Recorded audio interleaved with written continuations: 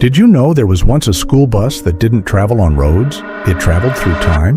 One day, 4 classmates were sitting in their classroom, bored and waiting for the school day to end, when their teacher suddenly walked in and said they were going on a surprise trip. The students followed him outside, where an old yellow bus was waiting near the school gate, but something about it felt strange. When they entered the bus, they noticed small papers attached to every window, and on each paper, a different word was written in Japanese. The students asked the teacher what it meant, but he only smiled as the bus doors suddenly closed by themselves. Then the teacher told them to close their eyes and think of a time they wanted to visit. But suddenly, the bus started shaking and the lights flickered. The first student imagined kings and castles, and when he opened his eyes, he was standing inside a huge royal palace where soldiers saw his strange clothes and believed he was a prince who had returned. The second student imagined ancient history, and when he opened his eyes, he was standing in the hot desert of ancient Egypt near giant pyramids under construction, where guards grabbed him and forced him to carry heavy stones,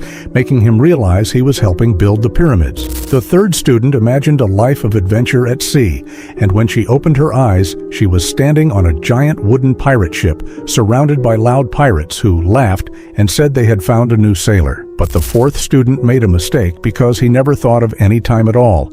So when he opened his eyes, he was still sitting on the bus. However, the bus was no longer near the school, and outside the windows there was nothing but endless dark empty space with no sky, no ground, and no stars. Suddenly, the Japanese papers on the windows started glowing, but as he looked outside the window, he saw a giant shadow moving in the darkness, something watching the bus from far away. And it wasn't human.